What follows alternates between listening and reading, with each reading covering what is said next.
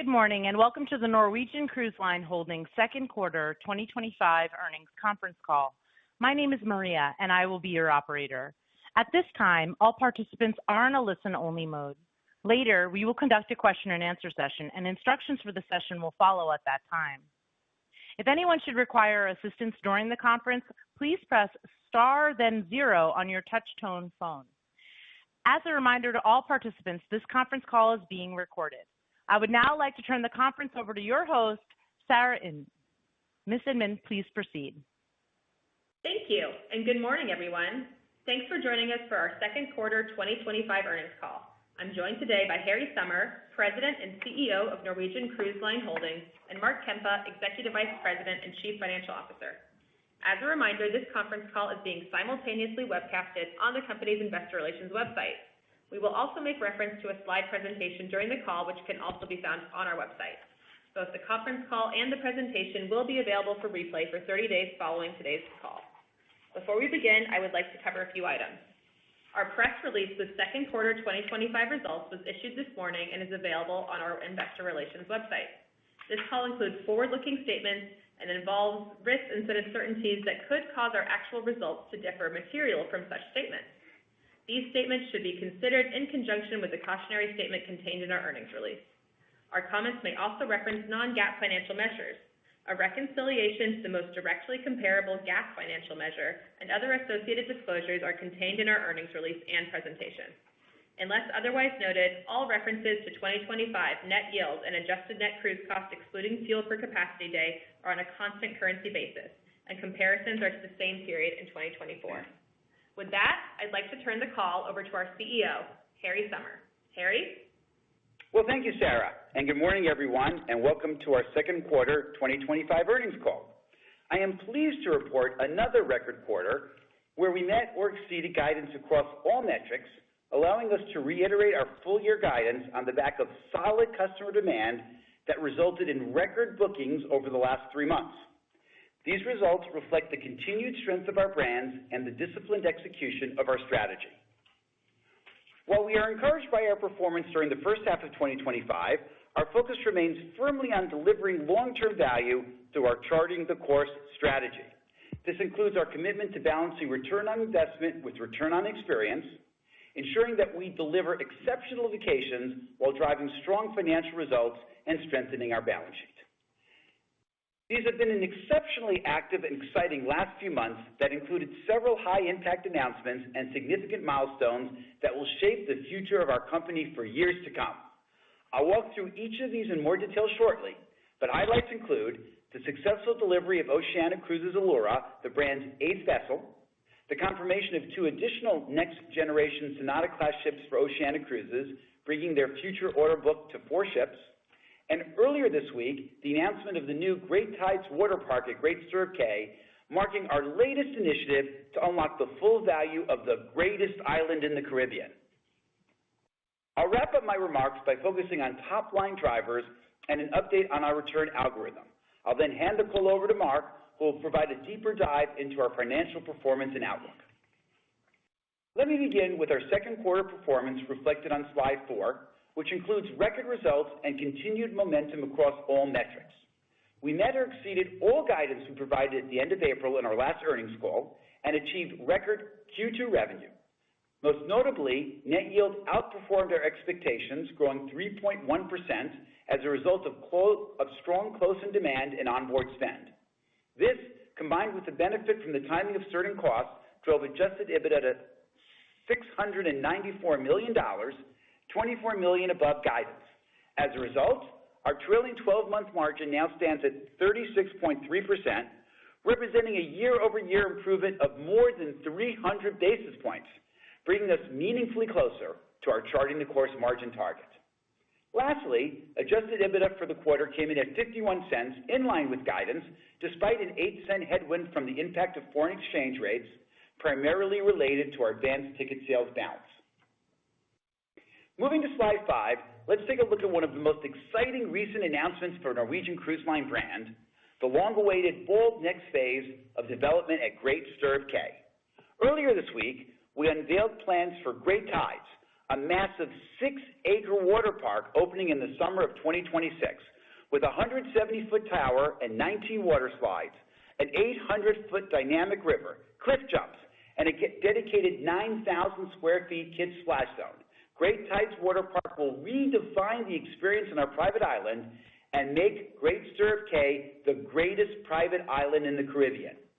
This marks a major milestone in the evolution of Great Stirrup Cay, which along with our previously announced amenities, reflects our strategy to deliver experiences that resonate with families and multiple generations of travelers. From kids and teens to parents and grandparents, we are indeed enhancing the destination with more of something for everyone. To build excitement around the Great Tides Water Park, we launched Escape to the Great Life, a consumer campaign featuring immersive pop-ups in New York City and Miami. If you're in New York, stop by 104 Grand Street today for a preview of what's coming. The campaign kicks off a refreshed look and feel for Great Stirrup Cay that coincides with the island's many enhancements. The Great Tides Water Park is just one part of a broader transformation. By year end, the Norwegian brand will have debuted a new pier, a new welcome center, a new 28,000 square foot pool area with multiple swim-up bars, cabanas, and a kids splash zone. Following in the spring of 2026 is the opening of Horizon Park, Hammock Bay, and the adults-only beach area, the Vibe Shore Club, alongside additional amenities in our award-winning Silver Cove. These new additions will drive incremental onboard revenue while enhancing the guest experience, the classic balance of return on investment with return on experience, which we've discussed so often, which will lead to higher guest satisfaction rates and stronger returns at what is already one of our highest-rated destinations. In 2026, we expect to welcome approximately 1 million guests to the island, nearly a third of our total guests, and in 2027, we expect that number to increase 20% to approximately 1.2 million guests, cumulatively coming from 9 different home ports across 21 of our vessels. Ultimately, what we're doing at Great Stirrup Cay is a clear example of our strategy in action, helping our guests vacation better and experience more. As the original private island experience, we're now reimagining it for the next generation of cruisers, and I can't wait for everyone to discover and experience the greatest destination in the Caribbean. Moving to slide 6, I'm also incredibly proud to share that earlier this month we were in Italy to celebrate the delivery of Oceania Allura, the 8th ship in Oceania's award-winning fleet and the 2nd in the Allura class. Built at the Fincantieri shipyard in Genoa, Oceania Allura is a stunning embodiment of our vision for the future of luxury cruising, where immersive destinations, elevated design, outstanding service, and culinary excellence converge. The ship is not only Oceania's most luxurious to date, it's also a clear signal of our continued investment in the luxury segment. With Oceania Allura, we've made thoughtful, ROI-centric improvements to the Vista blueprint, including enhancements to the stateroom mix. We replaced solo cabins with penthouse suites and concierge veranda staterooms, both of which deliver yield premiums and align with guest demand. We've also brought back the guest favorite French restaurant Jacques, created and inspired by the world-famous Jacques Pepin, and expanded Red Ginger with new Nikkei-inspired menu, further elevating the culinary experience. Allura sets a new benchmark for design, service, and guest satisfaction, and the initial guest feedback has been outstanding. But we're not stopping here. At the delivery ceremony, we confirmed an order for 2 additional Sonata-class ships, for a total of 4 next-generation ships for the brand, further reinforcing our confidence in the long-term demand for luxury cruising, which is clearly reflected on slide 7. Additionally, this quarter, under Jason Montague's renewed leadership, we launched sales for 7 Seas Prestige, our newest ultra-luxury vessel. The ship's debut marked a record-breaking booking day for a new-build launch, underscoring the strength of the luxury sector. Notably, the Skyview Regent Suite, priced at $25,000 per night, sold out on nearly all of our first season of sailings on opening day, representing the strongest opening day performance for a top-tier product in the brand's history.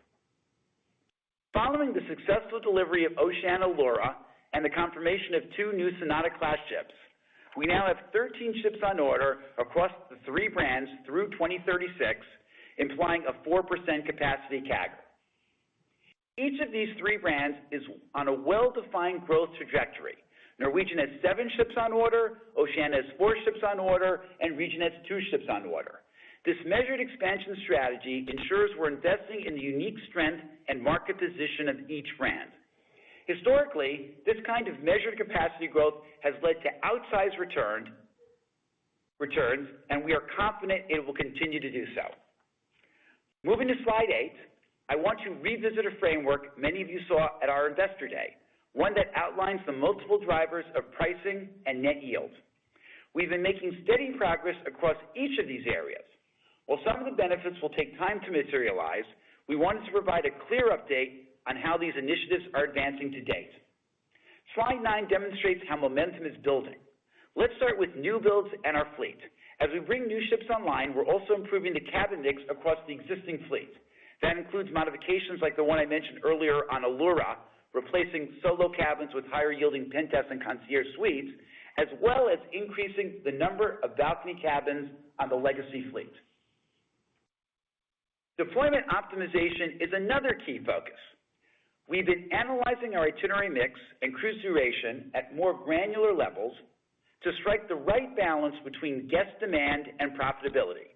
This includes increased Fun and Sun deployment, shorter cruise lengths, and of course, the benefits of the enhancements at Great Stirrup Cay. With new deployments, ships, and experiences coming online, we are investing in the systems that will also help drive our top line. We have been developing a new revenue management system, the first phase of which is on track to be completed by the end of 2025, and we expect some benefits from the system as early as late 26, with an even bigger benefit in 2027. Marketing and brand positioning are equally important. Oceania Cruises is focused on positioning itself firmly within the luxury space, with new branding coming in the near future that better communicates the brand's extraordinary value proposition. And as I mentioned earlier, this week Norwegian introduced a refreshed look and feel for Great Stirrup Cay to align with the transformational enhancements underway. To support these efforts, I'm thrilled to welcome Kieran Smith as the new Chief Marketing Officer at Norwegian Cruise Line. Her expertise and deep experience in vaunted consumer brands will bring fresh perspective and will elevate our marketing efforts, amplify brand reach, and fuel top-of-funnel demand. Finally, onboard spend remains a critical driver of revenue, and we're focused on improving the guest journey to support it. We've made significant strides in this area already, and I'm excited to share that Daniel Henry has joined NCLH last week as our new Chief Digital and Technology Officer. His experience in travel and hospitality at American Airlines and McDonald's will help us advance everything from websites and apps to back-end systems, enhancing the guest experience and driving onboard revenue. Now, I know many of you are looking ahead to what this means for 2026 and are charting the course targets, which I'm pleased to report we are very much on track to achieve. Consistent with our algorithm that we shared at Investor Day, we continue to expect net yield growth in the low to mid-single-digit range. As I mentioned earlier, the opening of the Great Tides Water Park next summer is expected to be a positive demand driver, and with its summer launch, we expect to see a full benefit starting in Q4 of 2026 and throughout 2027. Our outlook includes a 25 basis point benefit in 2026 and a cumulative 1% uplift in 2027. Of course, top-line growth is only one part of the equation.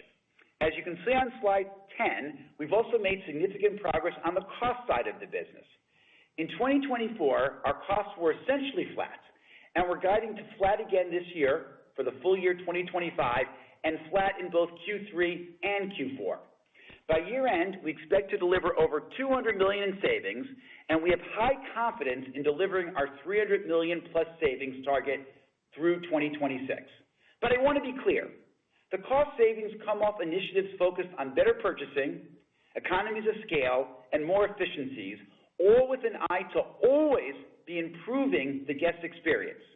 As an example, our efforts have proven so successful that we've been able to invest a portion of our savings generated to upgrade significant portions of our culinary offering across the fleet to further elevate our already outstanding product. We now are offering higher quality food throughout all 34 vessels in our fleet. Of course, our performance over the past 2 years gives us confidence to continue in 26 and beyond. We remain fully committed to sub-inflationary unit growth in 2026 while continuing to further improve the guest experience. We are committed to continued record guest satisfaction scores, record repeat rates, and record future onboard cruise sales. Driving top-line growth and maintaining sub-inflationary cost growth are what support our 2026 financial targets, which you'll see on slide 11. With strong performance in the first half of 2025 and reaffirmed guidance for the full year, I remain confident in achieving the goals we laid out just over a year ago. We launched our 2026 targets a year and a half ago, and our execution on our strategy is driving meaningful financial improvement, which you can see on slide 12. We expect to expand margins by 630 basis points by the end of this year compared to 2023. During that same period, capacity is growing over 8%, or about 4% a year, and adjusted EPS is projected to almost triple. All of this is contributing to our top financial priority, deleveraging. We expect to end the year with net leverage around 5.2 times, down a full 2.1 turns from 2023. That's a significant step forward and a clear signal that our strategy is producing results. Now, before I turn it over to Mark, I want to take a moment to highlight the release of our 2024 Sail and Sustain report on slide 13. I encourage you to take a look, as it showcases the meaningful progress we've made on our sustainability priorities. One thing that really stands out is our fuel efficiency, with new and enhanced technology and equipment going live fleet-wide on a constant basis. At the same time, almost 60% of our fleet is equipped with shore power, and almost half our fleet has been tested with biodiesel blends. This is a clear reflection of our commitment to operating more sustainability while driving long-term value for our business and stakeholders. None of our sustainability, financial, or operational achievements would be possible without the dedication of our incredible team across the globe. I'm proud to share that Forbes has recognized Norwegian Cruise Line Holdings as one of America's best large employers for 2025. This honor is a testament to the hard work and passion of our shoreside and shipboard team members who make everything so possible, and I'm so proud of. With that, I turn the call to Mark to give more thoughts on our financial performance. Mark. Thank you, Harry, and good morning, everyone. Let me start with our second quarter results on slide 14. We delivered record results coming in at or ahead of guidance across all metrics. Occupancy was slightly above guidance at 103.9. Net yields grew 3.1%, 60 basis points better than our guidance on strong pricing growth of 5.1%. The beat on net yield was largely driven by strong close-in bookings and pricing across all deployments, as well as strong onboard spend. On the cost side, adjusted net cruise cost ex-fuel was flat at $163, coming in better than expected. The beat was primarily due to the timing of certain expenses that are now expected to be incurred later in the year. As a result, adjusted EBITDA for the quarter was $694 million, higher than our guidance of $670 million. Adjusted net income came in at $257 million, net of $37 million of foreign currency losses related to the revaluation of our advanced ticket sales. Adjusted EPS was in line with guidance at 51 cents, net of an 8-cent impact from foreign exchange losses. Excluding this, our earnings per share would have been meaningfully higher than guidance this quarter.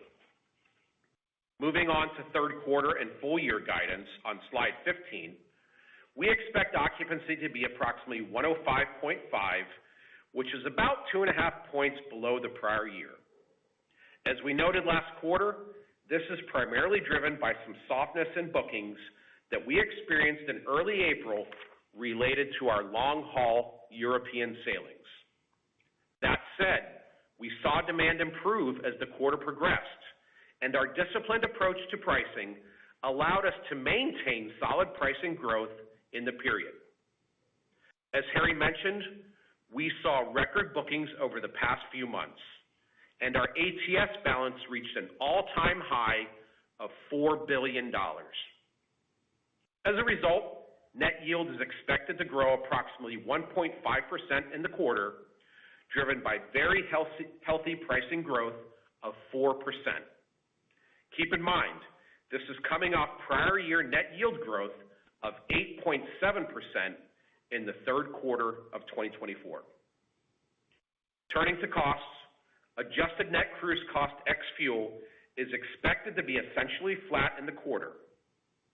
I am extremely proud of our team members across the entire organization who've been the driving force in executing against our cost savings program for over a year now. And it is encouraging and a true testament to our overall execution as we continue to harvest savings and efficiencies and to see those results reflected in our guidance while still delivering an exceptional guest experience. We expect third quarter adjusted EBITDA to be just over $1 billion and adjusted EPS to be $1.14, an approximate 11% increase year over year. Moving to our full year outlook, we expect occupancy to average 103% as a result of our deployment mix in the year. As for net yield, we are reiterating full year guidance and expect net yields to grow 2.5%. This implies strong pricing performance with growth of approximately 4.4%, with both metrics coming off record performance in 2024. On the cost side, we are also reiterating the midpoint of our prior guidance and expect our full year adjusted net cruise cost ex-fuel to be essentially flat at 60 basis points of growth. As a result, we are maintaining our full year 2025 adjusted EBITDA guidance at $2.72 billion.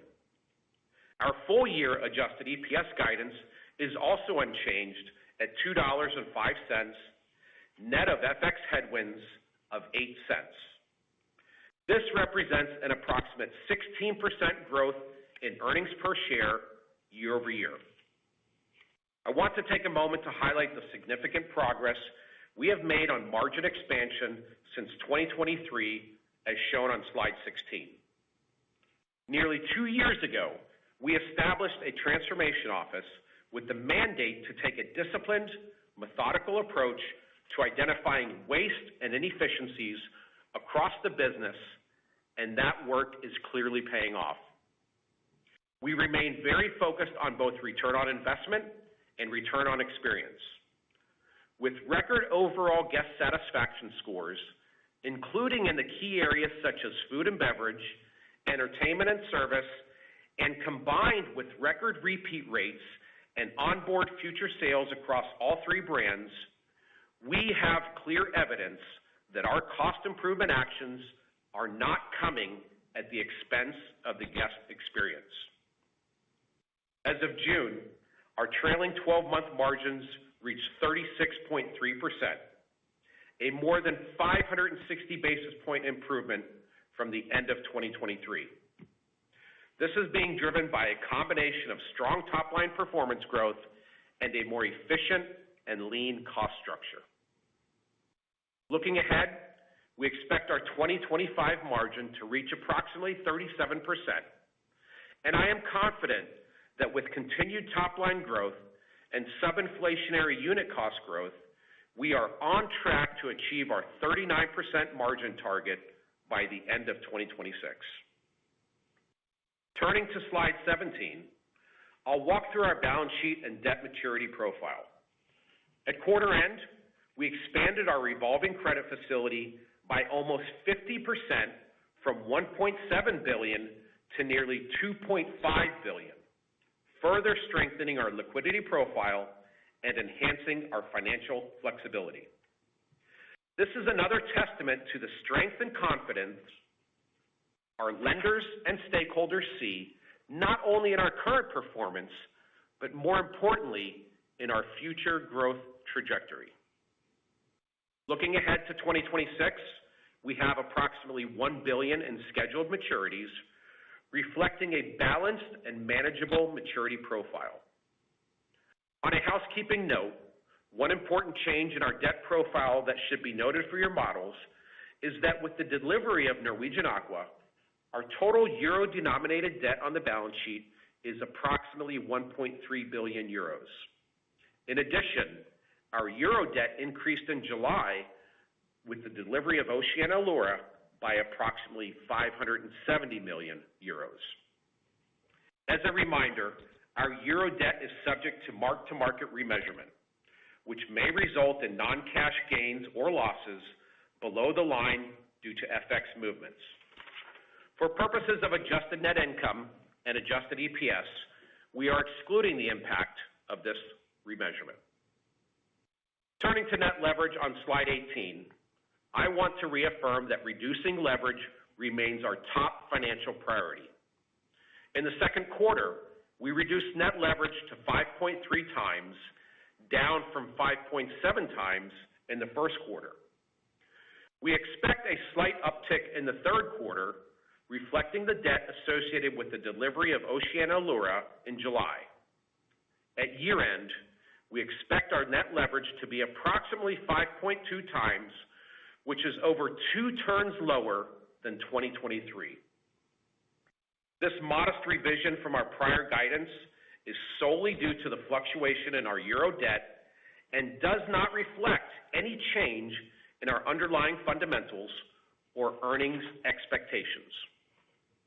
In fact, one important but often overlooked element of our current earnings profile is that when adjusting for the annualization of expected EBITDA contributions from our 2025 new build deliveries, year-end net leverage would be at approximately 4.9 times. This represents a meaningful step forward as we continue to improve our balance sheet and financial profile. With the solid progress we have made, we remain firmly on track to reach our 2026 goal of net leverage in the mid-4 times range. Wrapping up, our strong execution in the first half of the year, combined with the momentum of our cost reduction program, has enabled us to make meaningful progress on our top financial priorities: deleveraging the business, expanding our margin profile, and the resulting strengthening of our balance sheet. With that, I'll hand the call over back to Harry. Well, thank you again, Mark. Looking at slide 19, I want to take a moment to once again highlight the significant progress we're making against our key charting the course financial targets. By year-end 2025, we expect adjusted operational EBITDA margin to expand by more than 600 basis points versus 2023, adjusted EPS to grow approximately 3 times, net leverage to decline by 2.1 turns, and adjusted ROIC to continue its upward trajectory. While these results and the momentum we're carrying into 2026, we remain firmly on track to achieve our long-term targets. More than ever, I'm confident that our strategy is working and our execution is delivering.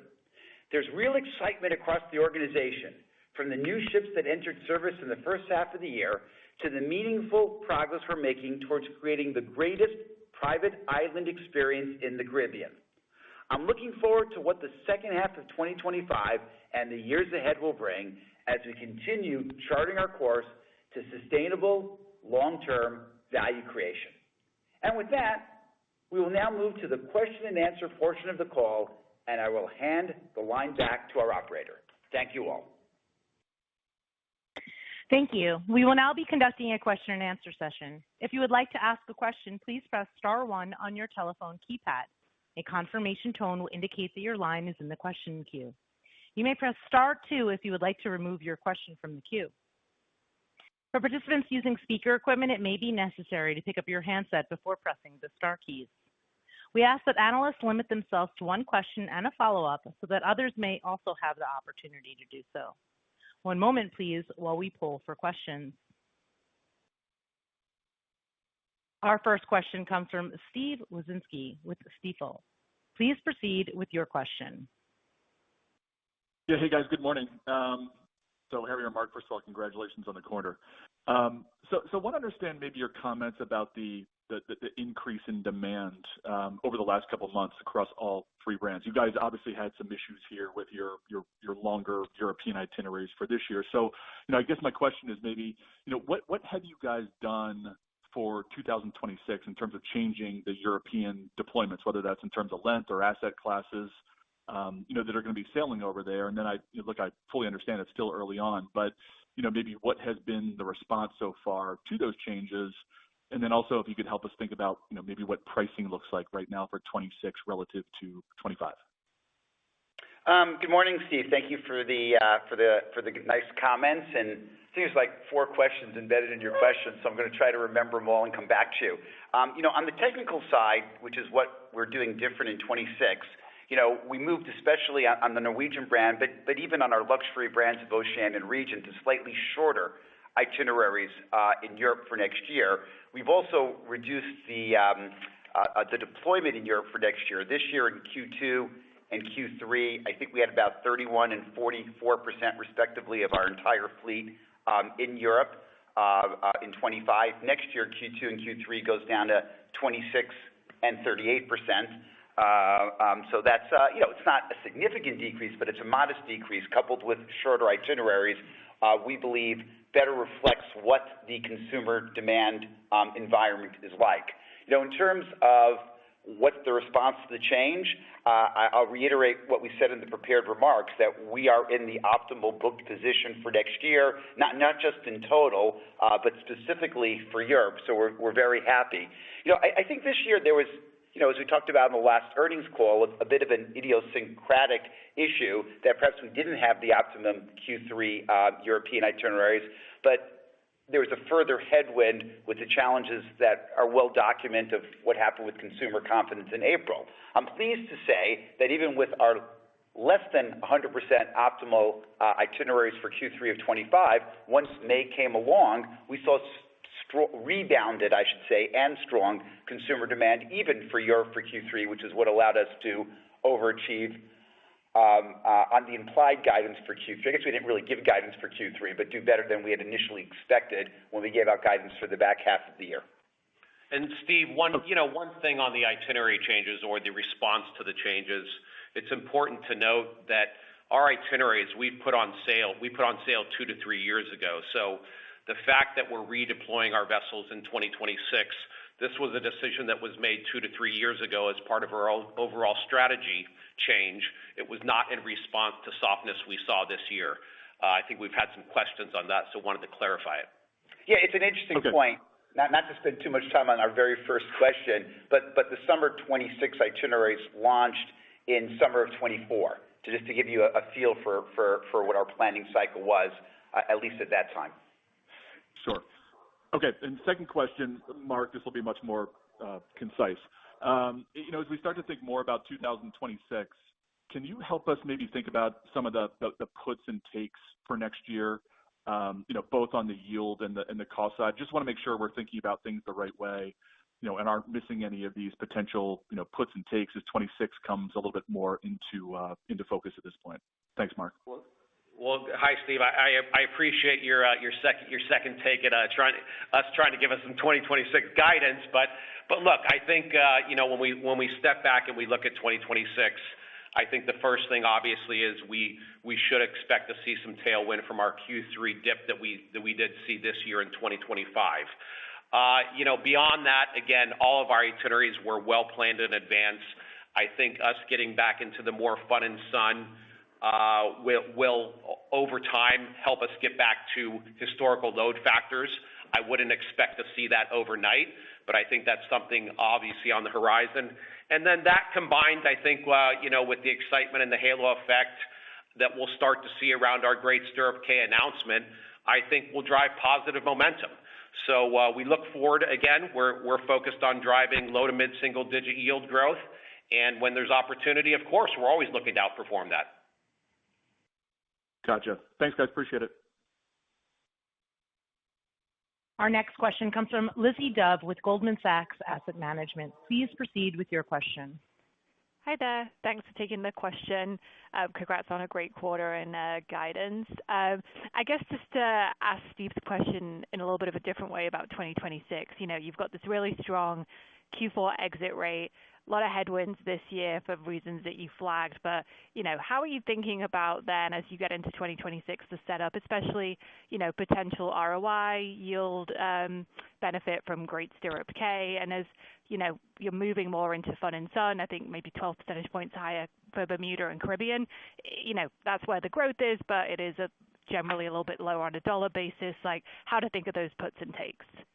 Maybe I'll, this is Harry, and Lizzie, good morning. Always nice to hear from you.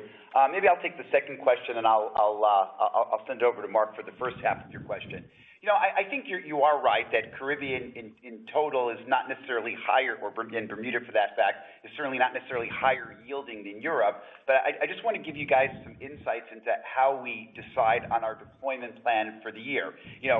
We don't necessarily look to optimize yield. We look to optimize profitability, right? So, if you think about Caribbean versus Europe, maybe yields are in the same range, maybe on an absolute ticket basis, even a little slightly lower, but the profitability it should be improved, and you'll see that in our spread between revenue and cost for next year. But that's not, of course, the only thing that we look at. We want to balance near-term profitability against long-term brand health. So we want to operate itineraries that have the highest possible guest satisfaction scores and repeat rates.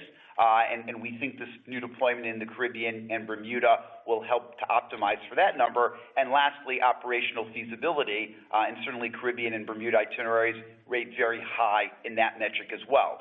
So when you put those three things together, we get to what we believe is the optimum mix for both short-term profitability and long-term return, which is the focus that we always have as a team.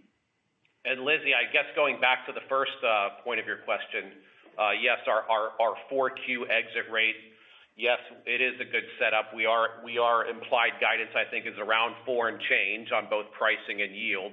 So that certainly sets us up well going into the year. More importantly, as we've said in our prepared remarks, we remain in our optimal booked position for 2026, and that's really what we focus on. As we think, again, as I said earlier, as we start to see some of the halo effects, start to see some of the excitement, we will continue to focus on price. As I said before, we will continue to build occupancy over time. So I think sitting here, we feel we're in a good setup for 2026, and we're going to continue to work hard. Great. That's helpful. And then shifting gears just onto the cost side, you've been doing such a great job there. I see on slide 10, it says sub-inflation. It looks like the bar chart is basically flat. As you think about looking to the extra $100 million that you're targeting next year, just curious where, the key opportunities of the different cost buckets are and how to think about that. Thanks. I'm just going to make one technical comment before I pass this one over to Mark. Please don't take out your ruler and measure the exact number of pixels that one bar is above the other. With that, I turn it to Mark. Lizzie, look, we've been very focused on this, and I think this is something we've been communicating quarter after quarter. We continue to deliver strong on our waste removal, gaining efficiency on our cost side. Yes, for the last 2 years, we have essentially been flat on a year-over-year basis. Our commitment has been that we commit to delivering sub-inflationary unit cost, and if we can do better than that, then that is certainly a bonus, and we are going to work our tails off to do that. Look, in terms of categories, I will say the same thing. It's across the board. We are taking a disciplined approach, methodical approach to this with our transformation office. And most importantly, as we've continued to say, we are doing all of this, and we are protecting the guest experience, protecting the brand. As we've said, our repeat rates are up. All of our guest satisfaction scores continue to be up. So that is the purpose of doing this in a methodical way, and we're going to maintain that. Finally on that, we've always said this was an initial 3-year program, but it doesn't stop there. We will continue to focus, and we will continue to harness this muscle over time. I want to reiterate the point that Mark made, because I think there was some misunderstanding maybe in the last one or two earnings call that in some way, shape, or form we were in some way diminishing the guest product. It is the furthest thing from the truth. I want to be as clear and articulate on this as possible. We look at every single expense. If we believe it will even modestly decline the guest experience, we just simply won't do it. We are focused on purchasing, efficiency, economies of scale, the other things that Mark mentioned, across the entirety of the P&L. But I get the guest satisfaction scores every Friday afternoon of the week's cruise, and we meticulously ensure that there's nothing we do, certainly on an intended basis, but even on an unintended basis, that impacts that score. And we are looking to constantly improve record numbers. We're not going to end there. We want record numbers again next year for guest satisfaction scores, for guest return rates, for future onboard sales. For us, those metrics are just as important as the ultimate quarterly earnings, because that is what sets us up for a successful future. Thank you. Our next question comes from Connor Cunningham with Melius Research. Please proceed with your question. Hi, everyone. Thank you. Congratulations as well. Nice stuff all around. Maybe we could just stick with deployments for a second, because I don't, in the past, you guys don't talk a lot about the close-in booking opportunity, but as you move to like shorter term duration, more Caribbean, more sun and fun, can you just talk about the close-in opportunity in terms of just, from a revenue management perspective, like how that fits within the calculus kind of longer term for you guys? Thank you. I'm not quite sure how to address that question. It is clearly true that a booking curve for a 3 or 4 day cruise is far different from a 7 or 9 day cruise. We have sophisticated revenue management algorithms. I think we discussed in our prepared remarks the fact that we're coming out with a new generation revenue management system. Clearly we're focused on the difference in booking patterns. I think part of what you're seeing now in record bookings is the fact that we are having more and stronger close-in sales. But I want to be clear, we're also having very good sales for 2026 as well. So it doesn't come at the expense of getting 26 in the correct and optimized book position. And Connor, maybe what you were really trying to get at is, we are sticking to our optimal booking curve. Obviously, that takes into account all of our deployments, whether it's a longer itinerary or a shorter itinerary. We are not over-indexing on leaving capacity or inventory waiting for that last-minute strong demand. Obviously, we're optimizing, we're managing to our booking curve. To the extent close-in demand remains strong, we will take that into account, but it's more important that we maintain on our overall booking curve. Okay, that's helpful. And then maybe we could talk. I think that we would all agree that you're under earning in 2025. You had a lot going on in the first quarter and then third quarter and all that stuff. And so I'm just trying. I think a question that I've been getting is just more around the earnings power of the company. As we start to think about 26, maybe you could talk about what was potentially left on the table that had you not had the redeployments that occurred in the first quarter and then the headwind in the third quarter, like what the numbers would have looked like for the year. Because I think we're just trying to understand the underlying power that you guys have established here. Thank you. Connor, look, so I think when we look at where our expectations are for 2025, our implied our earnings guidance is about 16% EPS growth, and I think what I'll comment on is if we didn't have the FX headwinds, that would have been about 20+% on an earnings per share. Look, we have said a year and a half ago, we've stated our targets, our targets for 2026. We maintain, sitting here today, that we're confident in hitting those targets, and that includes the EPS in the 245, 250 range, as well as our margin performance and deleverage, and we're maintaining that. And I think sitting here at this point, trying to give puts and takes for 2025, I think every year has some puts and takes. But we certainly feel confident in the business and, more importantly, confident in our strategy going forward. Okay. Good luck. Thank you. Our next question comes from Matthew Boss with JP Morgan. Please proceed with your question. Thanks, and congrats on a really nice quarter. Thank you.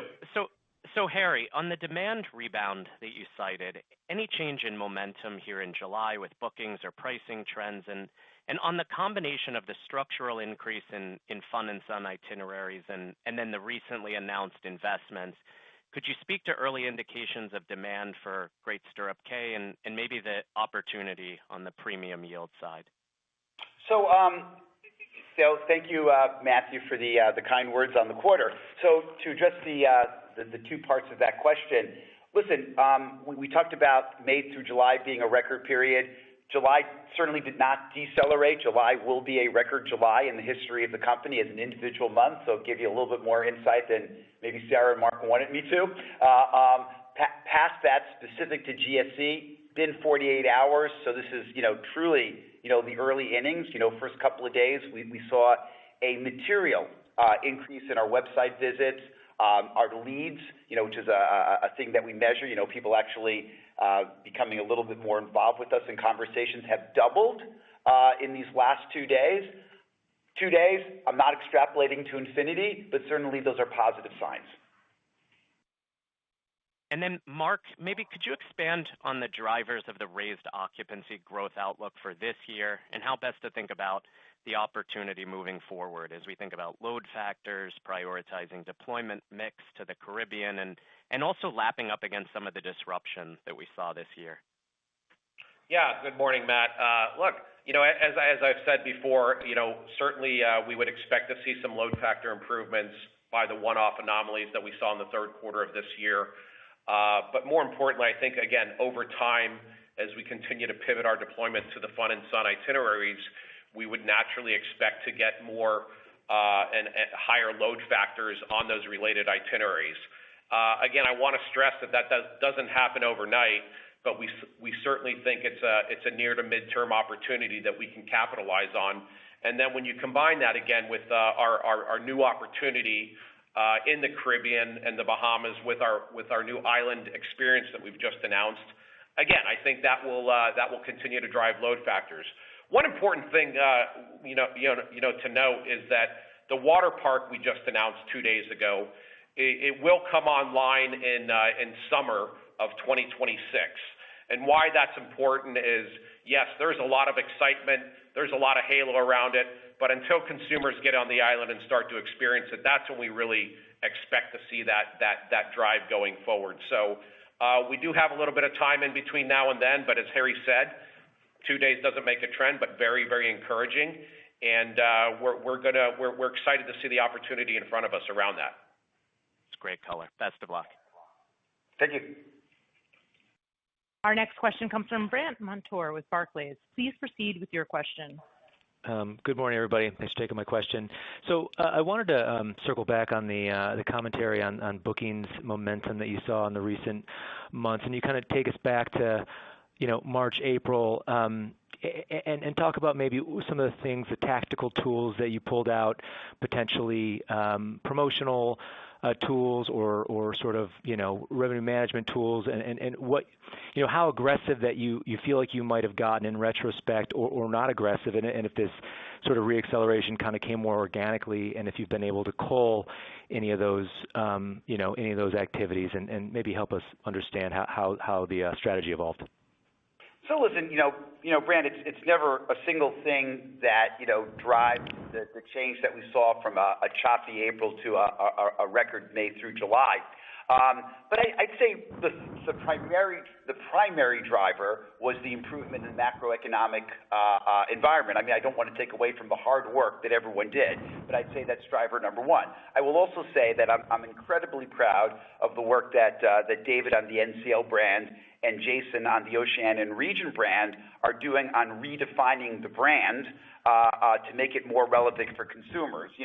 Perhaps in the past our focus had been a little bit more on what we would call lower funnel marketing efforts, things like direct mail, email, digital ads and things like that. We are now shifting our focus to be more brand-oriented and top of the funnel, in order to drive more real demand and love for the brand that isn't necessarily as focused on price.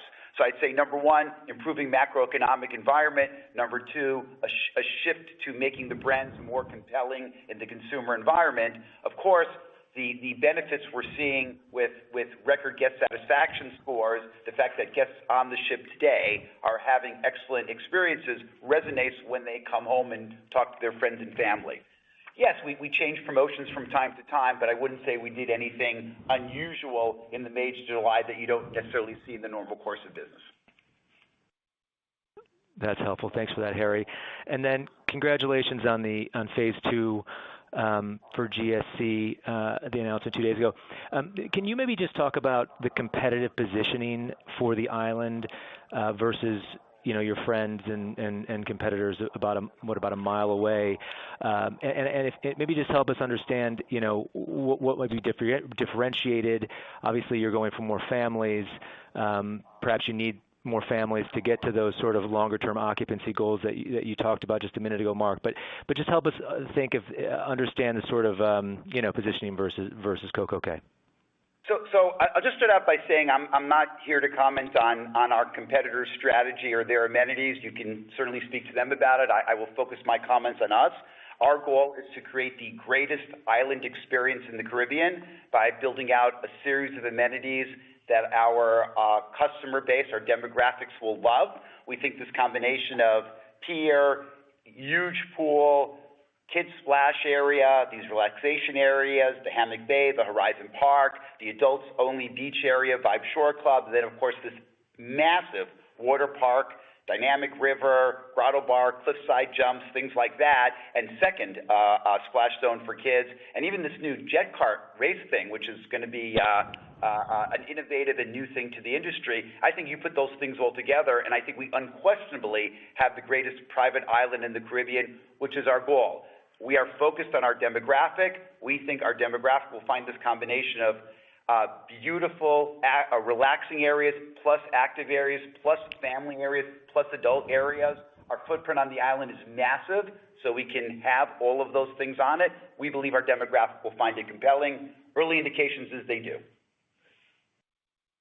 Great. Thanks, everyone. Our next question comes from Robin Farley with UBS. Please proceed with your question. Great. Thank you. Just wanted to see if you could give us some color to kind of help square.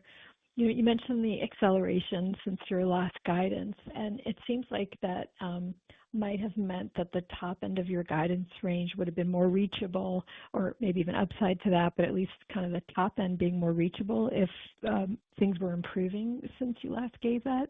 So if you could give a little color around kind of, why bring down the top end of the range? And I don't know if there's any color about sort of price versus volume, like was the acceleration in volume and not price, or the other way around, or just sort of how to think about taking down the top end. Thank you. Hi, good morning, Robin. It's interesting. I actually look at it in a different way. I actually look at it that we brought the bottom end of our range up, but I guess one could also say that position it the way you did. So look, our guidance is based off what we know today and what we have visibility on. As we've said, we've seen an acceleration in demand. But keep in mind, I think when we go back to April, May, we did imply that we saw, a bit of a lull, and I think we classified it as choppy booking. So number one, catching up from that, I think gives us more confidence. But as always, our guidance is based off the best visibility we have today, and the biggest variable at this stage typically becomes the onboard revenue component. So we feel good where we are, and that's our best look today. Okay, thanks. And then I don't know if there's anything on the price versus volume sort of on the forward. And just my follow-up was going to be on, this is a really quick one on the CapEx, because you announced this water park, which seems like a major investment. Your CapEx didn't change, and maybe the answer is as simple as you knew it was in your CapEx budget even though it hadn't been announced. Maybe it's that straightforward. But if there's anything else that changed in your CapEx plans, thanks. Let me just circle back to your comment about volume versus price, and then I'll let Mark talk about CapEx.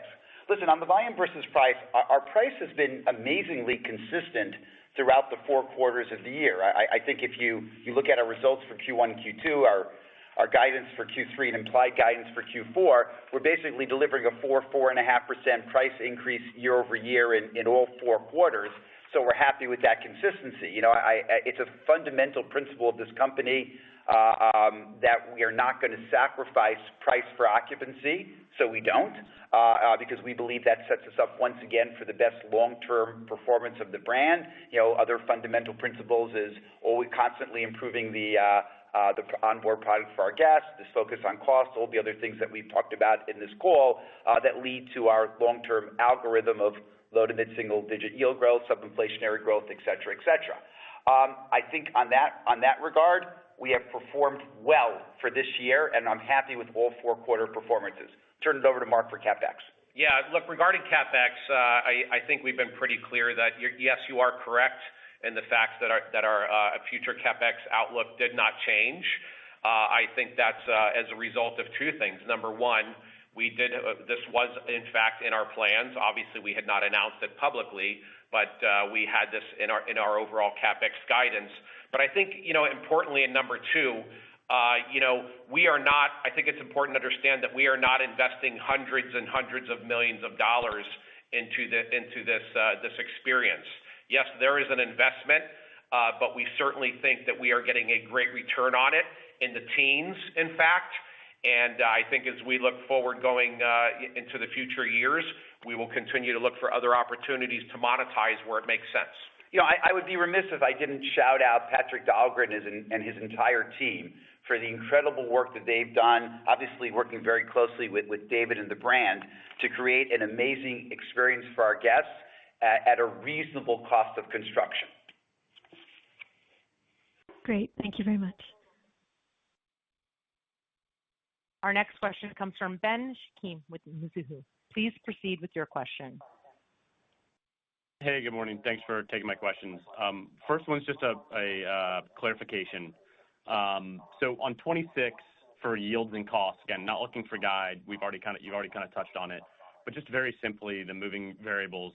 More Fun and Sun is a tailwind to occupancy, but a price headwind. Is the net of that yield tailwind neutral or flat in 26? And then on cost, kind of similar question. Higher occupancy obviously mechanically hurts net cruise cost. But then last quarter, you talked about some real cost savings associated with Fun and Sun. So just similar question, just maybe relative to normal algo, are the variables kind of a headwind, tailwind, or neutral on both yields and cost? Sorry, thanks. I think you're thinking about this directionally correct. We're not here to give specific guidance for 26, so we won't. But I think when you think about the underlying factors, yes, I think you've laid them out for the most part right. Our key is to hit the algo. We're committed to it for 26, low to mid-single-digit yield growth, sub-inflationary cost growth, measured capacity growth, disciplined capital allocation, et cetera, and the achievement of our charting the course targets. All I can do at this point is reiterate, we believe in all those things. We think all of those principles will be alive and well in 26. Yeah, and to further that, we're focused on profitability, and in our eyes today, profitability means margin expansion. So, when you look at 2025, where our guidance is, we expect to have improved our margin by about almost 700 basis points versus 2023. And as we look to 2026, that's what we're focused on, margin expansion. And that comes both from the top end and from the top line as well as our cost, but it's a combination. But it's margin expansion, which is what drives cash flows, which drives down our leverage. And then, operator, I think we have time for one last question. Okay, our last question is from David Katz with Jefferies. Please proceed with your question. All right, made it in under the wire. Thank you for taking my question. Congratulations, I wanted David. to know. Okay, I am patient, if nothing else.